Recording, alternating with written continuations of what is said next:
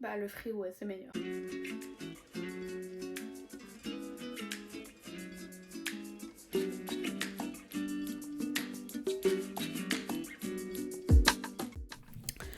Ah horrible, vous allez avoir tous mes bruits de bouche. Bref, bienvenue dans cette nouvelle vidéo, ce nouveau bilan lecture. J'ai décidé depuis la dernière fois que j'ai fait un bilan lecture, déjà je vous avais dit d'arrêter de donner des ratings étoiles, des ratings étoilés, et aussi maintenant mes bilans lecture ne sont plus des listes exhaustives de tout ce que j'ai lu, mais juste des livres dont j'ai envie de vous parler parce que je me suis dit j'en ai marre de parler de livres donc je suis en mode bof. Donc ça sert à rien de parler, on perd juste du temps, je perds du temps, vous perdez du temps. Donc on va parler que des livres qui méritent d'être mentionnés dans cette vidéo. J'ai plus du tout la timeline de quand est-ce que j'ai lu ces trucs, mais depuis la dernière fois qu'on a fait un bilan, quoi, en gros. Du coup, les premiers que j'ai à mentionner, je vais en parler vite fait parce qu'en vrai, j'ai fait tout je crois que c'était un week-end reading vlog où je les ai lus, mais c'est du coup les deux livres, la duologie de Becky Chambers, un psaume pour les recyclés sauvages et une prière pour les cimes timides, ou la duologie du moine et du robot pour les intimes. Très rapidement, c'est une utopie, le contraire d'une dystopie, et ça fait du bien. En gros, c'est un moine, mais pas au sens où on l'entend, genre pas un moine d'une religion qu'on connaît, c'est un truc inventé, qui a pour métier de faire du thé pour les gens pour qu'ils se sentent mieux, et qui décide à un moment de partir à l'aventure parce qu'il se trouve que ça se passe plusieurs années dans le futur, quand l'humanité s'est séparée de tout ce qui était robotique et... non, pas digital, mais des machines en gros, qui s'est séparée des machines parce que les machines, les robots ont gagné une conscience et ils ont décidé de se séparer eux aussi des humains et d'aller vivre de leur côté, et maintenant ils se sont plus croisés depuis des années et des années, et le moine veut aller à l'encontre des robots, non pas forcément des robots, mais juste aller dans des territoires où l'humanité ne s'aventure plus trop, et sur son chemin il va rencontrer un robot qui lui a été désigné par tous les robots pour aller retrouver l'humanité pour un peu savoir quoi de neuf quoi. Et du coup c'est leur conversation à ces deux personnes, et c'était trop un petit câlin, un petit réchauffement au cœur vraiment délicieux, je conseille de ouf. Je trouve que c'est une bonne lecture, autant pour le printemps que pour l'automne actuellement, donc si ça sonne comme quelque chose qui peut vous plaire, allez-y. J'en ai grave pas entendu parler sur le BookTok, BookTube français et tout, donc je serais contente de vous le faire découvrir. Voilà. Ensuite, autre livre, plutôt roman graphique, peut-être même manga, je sais pas trop dans quelle catégorie il va, que j'ai lu de façon totalement inopinée au travail, et ça s'appelle Les bâillements de l'après-midi, je crois. Donc comme je vous ai dit, c'est un roman graphique, et la meilleure façon que je peux vous l'expliquer, c'est Murakami en dessin, sans les seins. Déjà, le livre se divise en 4 parties. 4 saisons en fait, été, automne, hiver, printemps, c'est pas du tout dans cet ordre qu'on dit les saisons habituellement, mais c'est pas grave. Et après aussi, dans chaque partie, il y a des petits chapitres assez courts qui racontent une petite péripétie. À chaque fois, on suit plus ou moins la même personnage principal, mais c'est très une petite histoire comme ça, on voit des petites vignettes de vie, mais il n'y a pas forcément de fil conducteur, et c'est juste à chaque fois... J'essaye de vous trouver un exemple. Par exemple, je me souviens, l'une des premières histoires, c'est à un moment, je sais pas, elle est en train de se balader, la dame, et à un moment, elle rencontre un chat, et le chat il lui dit « suis-moi » et tout, et après elle passe par un passage secret, et elle se retrouve dans genre le pays des chats, genre c'est exactement comme les rues chez nous, mais c'est que des chats, genre ils font leur petite vie, les chats ils vont faire leurs courses, les chats ils vont à la poste, les chats ils vont à la banque et tout. Et il y a très peu de dialogue dans les trucs, mais c'est juste genre... un truc un peu genre what the fuck, mais trop mignon en même temps et tout. J'essaierai de vous en insérer des images si j'arrive à en trouver, et de ce que j'ai vu que la personne qui a fait celui-ci, il en est pas à son coup d'essai, il a fait plein d'autres trucs dans le même genre. Je sais pas si j'irai jusqu'à aller acheter autre chose, mais c'était vraiment un bon moment, franchement j'ai grave kiffé. Donc voilà, je voulais quand même en parler. Ensuite, j'ai enfin lu, je sais pas où il est, ah oui là, La volonté de changer de Bell Hooks. Et... oh, je l'avais oublié dedans. La volonté de changer de Bell Hooks. Donc Bell Hooks qui a écrit aussi, que j'ai lu précédemment, purée comment ça s'appelle, À propos d'amour, que j'avais absolument kiffé. Et cette fois-ci, elle s'attaque, le sous-titre c'est Les hommes, la masculinité et l'amour. Donc quand même l'amour ça reste un de ses thèmes principal. Sauf que là c'est plus du coup par le prisme de la masculinité et comment les hommes engagent ce sentiment qu'est l'amour. Et je dois dire que j'ai été un petit peu déçue. Après, je trouve que c'est pas forcément juste parce que j'ai été un peu déçue parce que j'ai pas appris grand chose de nouveau en Big 2023 en le lisant aujourd'hui. Mais il faut savoir que voilà, ça a été publié, je crois, si je me souviens bien, en 2004. Donc en fait, c'est elle l'une des pionnières dans ce domaine, dans ce terrain, dans ce milieu. Et c'est grâce à elle qu'aujourd'hui, en le lisant en 2023, je peux me dire ouais, ok, tout ça on sait déjà. Mais du coup voilà, si on s'intéresse déjà un peu à ces thèmes, qu'on s'est déjà un peu renseigné sur ce sujet, bah faut le lire comme un classique du genre, mais pas comme quelque chose qui va nous apporter des idées nouvelles. Je suis quand même contente de l'avoir lu.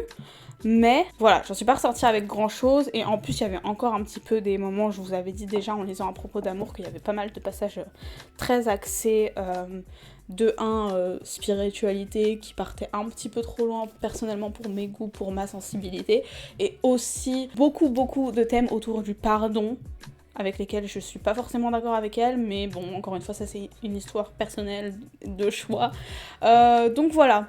Je sais pas, voilà, si vous êtes nouveau dans ce genre de questions et tout, je conseillerais, mais si vous êtes déjà pas mal renseigné, pas novice, pas forcément le must-read quoi. Ensuite, tout de suite après, j'ai lu le dernier livre de Han Gang qui s'appelle Impossible à Dieu, qui est sorti pareil à la rentrée en français, parce qu'en fait je crois qu'en coréen ça fait un bout de temps qu'il était déjà sorti. Et j'ai eu l'occasion de rencontrer en plus l'autrice avec un événement qui était organisé par la librairie du Phénix, pour ceux qui connaissent à Paris. C'était vraiment super bien, franchement, j'étais trop contente. J'y suis allée un peu par hasard, vous voyez, quand j'ai acheté mon livre pour apprendre le japonais, et bah ils m'ont dit en mode « Ah, si ça vous intéresse, en septembre on reçoit Han Gang », et j'ai dit « Bah oui, ça m'intéresse », et du coup j'y ai été avec Enzo, et c'était super bien, et franchement ça m'a donné envie de lire les autres trucs de elle, parce que jusqu'à maintenant j'ai lu celui-ci du coup, et j'avais lu La Végétarienne et Celui qui revient, et ça me donne envie de lire tout le reste de sa biographie, parce que déjà de base j'avais un penchant déjà pour ce qu'elle écrivait, mais de la voir en plus en personne, je sais pas, elle était tellement douce, tellement, je sais pas, en tout cas ça m'a grave inspirée de la rencontrer. Et du coup là dans celui-ci on suit la personnage principale qui est une autrice également.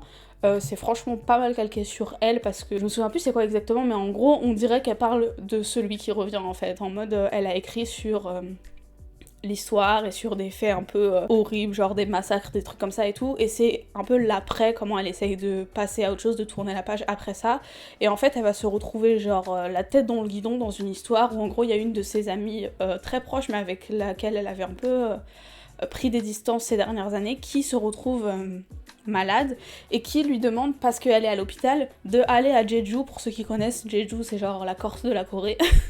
D'aller à Jeju pour aller s'occuper de son perroquet, parce que elle est partie un peu genre précipitamment, et du coup elle a peur qu'il meure pendant son absence. Du coup elle se retrouve à aller à Jeju genre en dernière minute, et c'est forcément un bourbier parce que c'est une île, c'est les montagnes, et les transports en commun là-bas c'est pas un truc de ouf. Du coup elle se retrouve dans toute une péripétie pour arriver jusqu'à là-bas, et en même temps on suit un peu des flashbacks avec son histoire d'amitié avec cette personne-là, et en même temps des réflexions sur du coup ce qu'elle a écrit précédemment, sur un peu les rêves qu'elle fait, un peu horribles, les massacres et tout, nanana.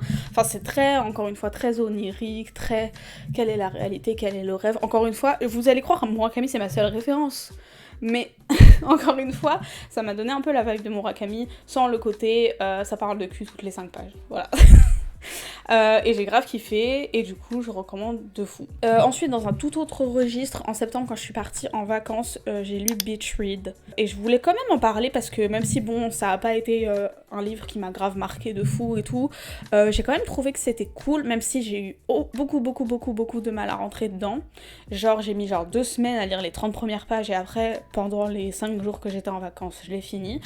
Et ça faisait longtemps que je voulais essayer Emily Henry, et je m'étais dit que si j'essaye Emily Henry, je veux les lire genre dans l'ordre de publication. Donc forcément j'ai commencé par Beach Read. Pour ceux qui connaissent pas l'histoire, c'est en gros, ça rentre dans la catégorie romance, Mais vous verrez plus tard mon avis là-dessus. Mais en gros, c'est genre une meuf qui, je crois son père vient de mourir et du coup, elle déménage dans la maison qu'il lui a léguée parce qu'en fait, il se trouve que son père, il avait genre une double vie avec une autre femme dans cette maison-là et du coup, il lui a légué. Et cette meuf, elle est écrivaine aussi, écrivaine de romance. Sauf qu'en ce moment, elle a grave genre, elle doit rendre un livre genre dans les prochains mois, mais elle a rien écrit, elle arrive plus à écrire. Et elle se retrouve à être voisine avec sa all-time némésis de quand elle était à la fac de littérature et tout. Un gars qui lui aussi du coup est écrivain, mais lui il est plus en mode l'étranger de Camus, Jack Kerouac on the road. Vous voyez ce genre de délire. J'ai l'impression que je dis des mots au hasard, mais vous voyez ce que je veux dire. Genre les romans d'hommes très pompeux et très... c'est le mot, pompeux. Du coup, bah, il pouvait pas être plus opposé, sauf qu'il se trouve que lui aussi, il arrive plus trop à écrire, du coup, il décide de genre échanger les genres. Le gars, il doit écrire une romance et elle doit écrire un truc un peu plus fiction littéraire, un peu plus dark, nan et tout. Et après, bon, forcément, vous connaissez l'histoire, s'ensuit une romance, mais je trouve que franchement, la romance, elle passe grave au second plan. Après, moi, j'étais un peu déçue parce que je trouvais que les prémices de cette histoire de on échange de genre littéraire étaient grave intéressantes, mais en fait, ça aussi, je trouve que ça passe au second plan.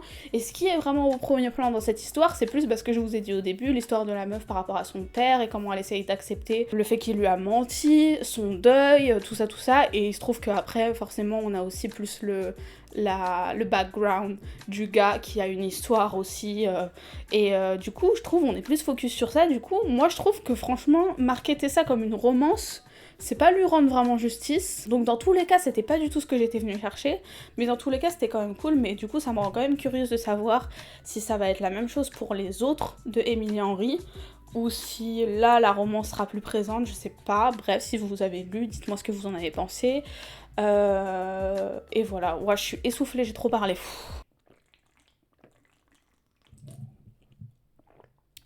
Un autre dont je veux vous parler, lui je l'ai pas lu, je l'ai écouté et franchement je pense que c'était la bonne façon de faire. Je sais pas si je l'aurais kiffé autant si je l'avais lu, mais c'est They Never Learn. Et en gros ça faisait super longtemps que j'en avais entendu parler et je l'avais mis un peu, genre je l'avais save dans mon application Scribd, genre comme ça, genre sans plus, genre on verra si un jour j'ai envie, mais... J'étais pas forcément en mode waouh, je vais grave le lire, mais vous voyez, vu que là on est en mode spooky season et tout, je me suis dit pourquoi pas, vu que c'est un audiobook, genre ça n'engage à rien et tout. En gros, c'est une meuf, tout ce que je savais avant d'y aller, c'est que c'est une meuf qui tue des hommes qui sont des délinquants sexuels. Mais il se trouve aussi que du coup, c'est une prof de littérature à la fac. Et du coup, il y avait toute une partie sur ça, un peu sur sa academia life et tout. Du coup, pour moi, franchement, je le fais grave rentrer dans la catégorie Dark Academia a fortiori. Du coup, au début, je me suis dit, ça peut être sympa à lire. Après, j'ai entendu des avis mitigés et je me suis dit, ok, peut-être que l'exécution était pas ouf. Et après, je vous avoue, je me suis dit, vas-y, on s'en fout, c'est un audiobook, que ce soit bien ou pas bien, c'est pas grand chose, ça m'engage pas à grand chose, donc on y va. Et franchement, honnêtement, j'ai kiffé. Après, comme je le disais, si peut-être je l'avais lu, j'aurais aussi trouvé que c'était pas fou parce que ça m'aurait demandé plus d'investissement et plus d'efforts pour aller au bout, mais vu que je l'ai écouté et vu l'effort du coup que ça m'a demandé pour aller au bout, ça m'a suffi, le niveau de enjoyment que ça m'a donné, vous voyez ce que je veux dire. Et franchement c'était grave bien, le plot twist qu'il y a à peu près au milieu, je m'y attendais pas du tout. Après le dénouement un peu plus sur la fin, je m'y attendais, mais c'est pas pour autant que c'était pas satisfaisant.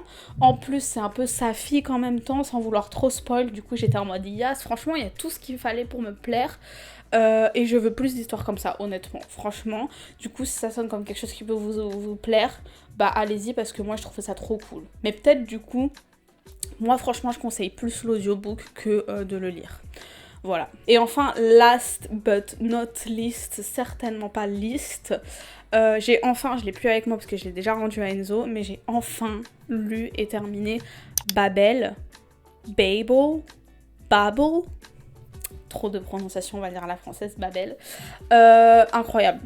Déjà, il faut que je vous dise que je l'avais pendant longtemps, il me l'avait prêté, Enzo, et tous les jours il me harcelait pour savoir si l'avait commencé, à combien j'en étais. Genre littéralement, ça faisait 6 heures qu'il avait passé la porte de ma maison, qu'il était rentré et qu'il m'avait déjà envoyé alors c'est bon t'as fini Babel. Et en fait j'y allais avec beaucoup d'appréhension parce que de tout ce que j'en avais entendu parler, de plus en plus j'étais en train de me dire ok ça peut être vraiment un truc de ouf qui va me plaire de ouf, mais je pense que vous connaissez ce sentiment, j'étais en mode ça se trouve je fais trop monter mes attentes et au final je vais être déçue et du coup j'appréhendais. Et aussi quand même je trouve il est un peu intimidant Babel, vous voyez, genre il est gros, en plus forcément c'est en anglais, mais d'ailleurs spoiler alert il sort 9 novembre je crois en français, donc si vous vous sentez pas de le lire en anglais, franchement bah allez le lire en français, je vous le dis déjà maintenant, ça vaut totalement le coup, allez le lire tout de suite en fait, allez déjà le précommander, bref. Et qu'est-ce que je disais du coup, bref du coup il m'a impressionné un peu et j'appréhendais beaucoup de commencer et tout, et on va dire que les 50 premières pages j'ai mis un peu de temps.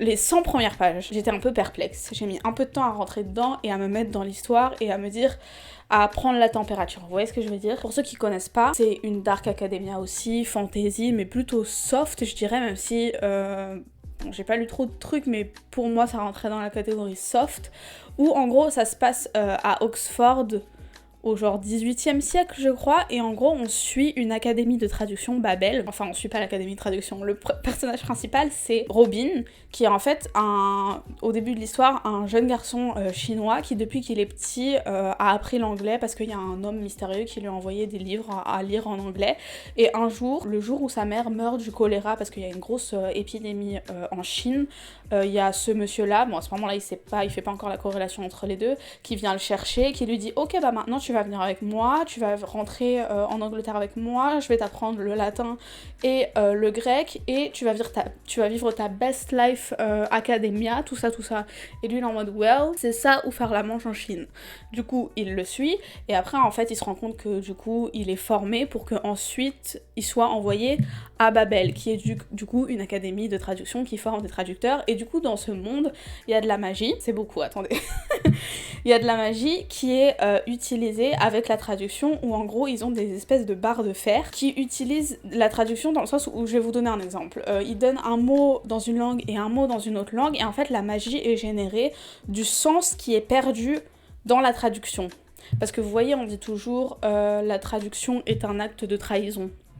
Je viens de le traduire en français comme ça, je sais pas si c'est ça qu'on dit, mais vous voyez, il y a toujours un peu de sens qui est perdu, il n'y a jamais de traduction exacte, c'est toujours un peu plus une adaptation entre guillemets. Il n'y a pas d'exemple qui me vient là actuellement. Vous voyez le mot saudade en portugais, bah on le traduit souvent par nostalgie, mais il y a quand même quelque chose qui est perdu. Genre c'est pas vraiment de la nostalgie, mais en même temps il n'y a pas de mot pour l'expliquer. Et du coup, si on mettait ça sur une barre de fer, je sais pas ce qu'elle ferait comme magie, la barre de fer, mais c'est comme ça que ça marche, la magie dans ce monde. En gros, Robin, il grandit, il est formé pour aller à l'académie, et il est là, comme je l'ai dit, il vit sa best life. Moi aussi, je vivais ma best life en lisant tout son parcours académique, parce que vous savez, je suis une grosse intello, et j'étais en mode bring me back to school, je voulais être avec eux, c'était trop bien, sauf qu'après, forcément, ça commence à partir en couille, parce qu'il est en mode conflit intérieur, il se retrouve chez le colonisateur et il commence à se rendre compte à quel point ce système magique exploite sa langue et son peuple back to China. Et après, voilà, bon, je vais m'arrêter là, mais c'était incroyable, c'était vraiment incroyable. je m'en remets pas et j'en veux plus en fait. J'insère ici une photo de moi quand je venais juste de le terminer, j'étais au travail, j'ai même pas pu genre ugly cry comme je voulais. Je venais d'arriver, il était 8h du bar et j'étais là, je veux crever, je veux mourir, vraiment. Donc voilà, juste lisez-le. Comme je dis, il sort le 1er novembre et encore une fois, je remercie Enzo de m'avoir harcelé tous les jours pour que je le lise. C'était vraiment incroyable et du coup, bah bien sûr que je vais aller lire les autres trucs de Rebecca Kuang parce que un cerveau comme ça, vraiment, c'est une folle. Vraiment, je sais pas si je suis amoureuse d'elle ou j'ai envie d'être elle. Vous voyez ce que je veux dire, genre, voilà. C'est plus tout ce que j'avais à vous dire. Je voulais vous dire aussi vite fait les trucs que j'avais prévu de lire pour cet automne, genre full TBR, mais genre vraiment très modeste. Il y en a pas beaucoup, donc je vais quand même le faire. Aller juste là, je sais pas si c'est dans le plan, avec la petite citrouille dessus. Très simple, je vous avais déjà dit, je l'ai acheté, le tome 2 des Mémoires de la forêt, je vous avais dit que je voulais le garder pour le lire à l'automne, parce que regardez-le, genre est-ce que j'ai besoin d'une explication? C'est l'automne, ce livre. Donc voilà, je vais le lire. Ensuite, dont je vous avais aussi parlé, que je voulais save pour cet automne, Le cercle littéraire des amoureux de Jane Austen. Voilà. Et enfin, que Enzo m'a prêté aussi, que j'ai envie de lire pour cet automne, c'est, attendez, tout est en train de se péter la gueule, Lessons in Chemistry. Là pour le coup je peux... Oh, pardon.